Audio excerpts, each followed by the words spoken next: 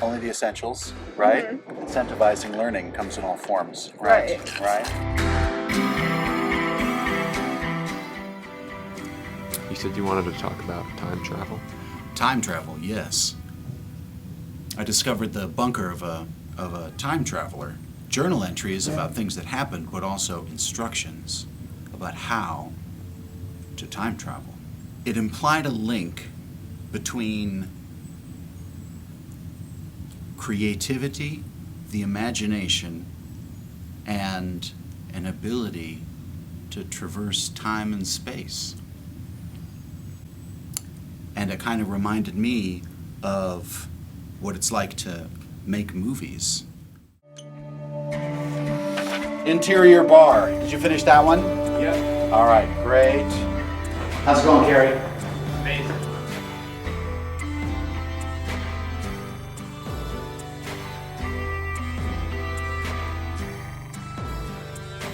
Where did your love of filmmaking come from? My family, definitely. I think of my mom. She loved movies, all kinds of movies. She would play Wild Strawberries, A Woman Under the Influence. She really loved old, scary movies. So the classics, Bela Lugosi's Dracula, Chaney's Wolfman, Karloff's Frankenstein. And so those are the kind of movies I grew up watching and also talking about. Because we didn't just watch movies together, we loved talking about movies. Tell us about the hat. When I was a boy, I found an ancient map that led me to a secret door that entered into a deep, dark, scary cave where I saw the hat perched upon a pedestal, and I approached cautiously. As I got closer, I saw these colorful designs all around the sides of the hat. And somehow I understood they were instructions. And I followed the instructions until finally it led me to stare deep into the eye of the hat. And I saw a blinding white light, and I heard a voice say in a vibration so deep and tremendous it shook my very soul, "You are Captain Famous." So I picked up the hat, and I became Captain Famous. Now don't waste it all up. Don't waste it all up. You won't get us. Hey, Joe. Do you want to be in a movie? Yeah.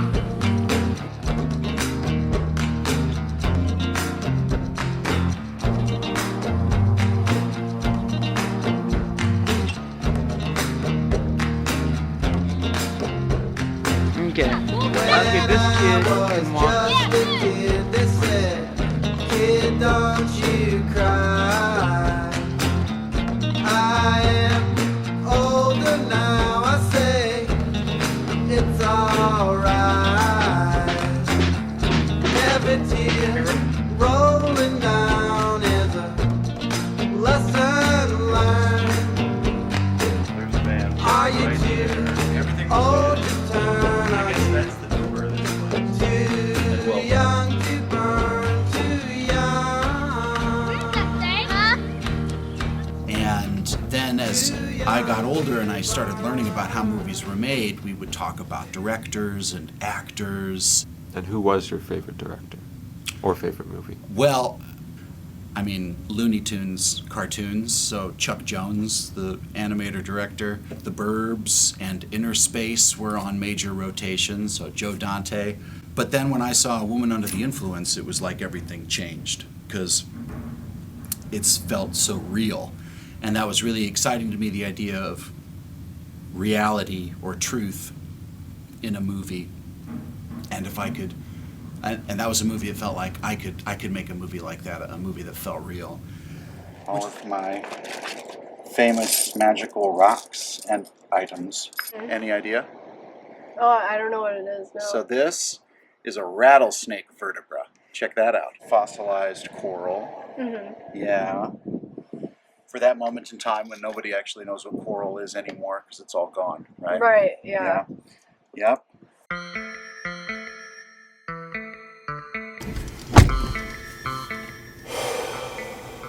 Some days at lunchtime, I'll just come sit here for the quiet.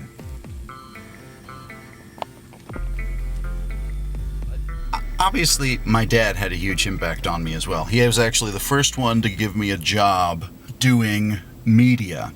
This was at the very birth of digital video. So, years before YouTube, years before streaming of any kind, years before the idea of making a movie with nothing was really widespread and mainstream. And what his company did was they built robots that could go inside of nuclear reactor cores and take security footage, but at that time it was VHS tape, and they needed someone to figure out this new thing called digital video to see if it could be integrated. So I was hired to come in, and I was only, I think, 16 at the time. I was hired to come in and basically author a process manual for how to import and manipulate digital video. My brother Johnny and I just started making movies to test the capabilities of digital video. And so that's how we started getting into it. And then my dad started investing in gear for us. He machined his own Steadicam rig that he gave us for Christmas one year. And he was always very supportive of us in our endeavors to keep making bigger, bolder projects and to do it ourselves. So the first feature, 2003, Mini DV was the format. It was this hybrid format where it was recording on magnetic tape, but it was recording ones and zeros now. So me and my friends, we thought we're going to make a movie, but none of us had any idea how to make a movie. So we started, and then we immediately failed, pretty much. Less than a week in, we had to stop. We weren't having any fun, we weren't getting good material, and we realized we had no idea what we were doing. But it's because I have to do all the decision making with us. And that's hard. That's hard being a thinker. But have no fear. We persisted because we had promised each other that we wouldn't quit. So we totally rewrote the script. I went and recruited some friends from college who were film students who kind of knew what they were doing, and I brought them up to upstate New York, and we shot it over the course of one of the coldest winters in Rochester memory. The headline in the paper while we were shooting was "Burr" with 8 R's. And then we found out nobody thinks digital video has a future. And nobody takes it seriously. And if you're making something on digital video, the general impression was that you were foolish and an amateur and no one should pay attention. So I didn't care, because I caught the bug.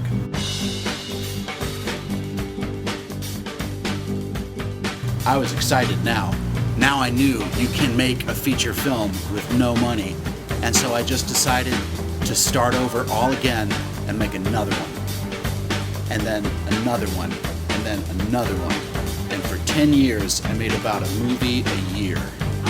All underground, produced outside of any kind of system, distributed outside of any kind of system, just on our own, doing it exactly the way we wanted to. It's all nice. It's all nice on ice. All right, I said it's all nice. It's all nice. It's all nice on ice. All right, I said it's not dead and it ain't none. It's all nice on. I did it. All the dreams I had, I achieved, and the thing that I started getting really interested in was teaching and using media to serve and uplift, not just to make movies that I thought would be cool to make. So, fear, right? I think one of the things I hope people learn when they come to this camp is how to encounter fear, because we spend our whole lives encountering fear, and it's not really something that's ever taught. How do you deal with being afraid? How do you deal with feeling like you can't do something or you don't know how to do something? And on top of all that, I saw people laughing and smiling and having fun because, I don't know, maybe it's relevant, maybe it's not, I don't know. Because I started thinking about if this is going to be my last camp ever. This is my 13th summer running these camps, but I never know at the end of one summer if I'm going to be able to do it the next summer. There's all of these things that have to kind of align perfectly, and it's been a kind of a miracle that I've been able to do it 13 times. Unheard of, really. So I was thinking about the first one ever, 13 years ago.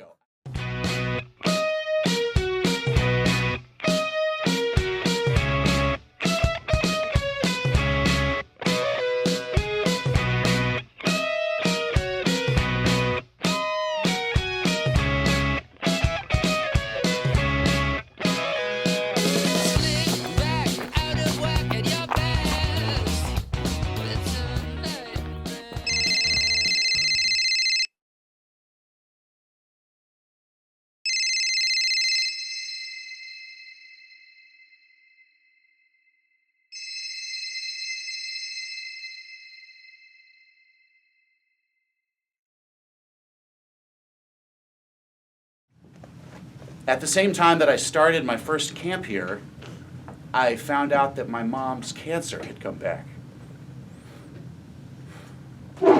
Come back.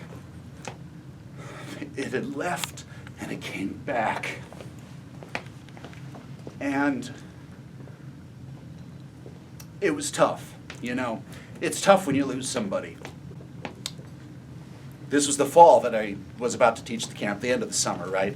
But in the spring, that's when we got the first diagnosis, and she had this huge, grapefruit-sized tumor on her liver. But she survived that one. And the surgeon came into the waiting room, collapsed in a seat next to us, and said, "Hey, I got it all." And then at the end of that summer, I taught my first Lights Camera Awesome camp, and we found out that the cancer was back. And then something else amazing happened, basically right at that same time. I met Azul. Her mom was a work friend. I invited her over. My mom had already been planning to come to Chicago to see the premiere of my movie. And she didn't want to change those plans just because the cancer was back and she felt well. And so I invited friends over to my house, and we had a nice big spaghetti dinner, and I invited Azul's mom and to bring Azul. And so Azul got to meet my mom. She's the only daughter I have that got to meet my mom. What leapt to mind? Movies you loved as a kid. Cool as Ice. All right, excellent. The That was Vanilla definitely Ice thinking movie. about that one. Yeah, Cool Yeah, as Ice. the Vanilla Ice. I remember showing you that, and I felt like you really understood me at a new level. I did. tried to explain why Vanilla Ice was such an amazing movie. Hey, so that movie changed my life. Okay, let me give a little story. Hi, I'm Azul Hernandez. I'm Captain Famous's stepdaughter. And I've been coming here since I was 9 years old. So, Azul got to meet my mom, and then 2 years after that, Azul became my daughter because I married her mom. And then, when Azul was 9, she started coming to Lights Camera Awesome. He's really not that different at home than he is here. It's like a character he puts on, but not really. Because he be talking the same, making the same type of jokes. He is really funny all the time. What's been really great is watching her not just develop skills in production, but even more important than that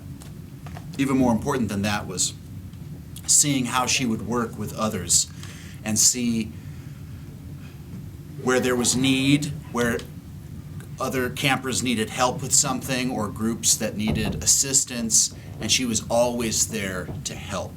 I remember always loving movies when I was little, and when my mom started to date him, he showed me like a lot of movies I don't think I would have ever seen. It's really influenced what I want to do with my life. Like I figured out I want to go to film school and get into filmmaking. I don't know, I've just been coming here since 9 years old, so my summers are always here and it's my last summer, so. So it might seem bad that the cancer came back, right? But really, the cancer could have killed her in the spring, when she was just lost in this fog of like broken heartache and pain meds. But when she got out of the surgery, she was clear-headed, she was herself again, and then when it came back, she was able to face it and find acceptance with it. And so whenever I think of being afraid, or whenever I feel like I'm afraid, I just remember all fear is totally ridiculous. You know, I mean, there's plenty to be afraid of all the time. But usually we don't spend our time being afraid of the things that make most sense to be afraid of, you know, like heart disease and cancer. We get scared about sharks, and we get scared about, you know, asking for help when we need it, and we get scared about talking about our feelings with people or being vulnerable. That's the stuff we get afraid of and have fear about, and it doesn't make any sense. So I like teaching movies and making movies because it demands that you have to encounter your fear and overcome it. Yes, you came massive. Yes, you came massive.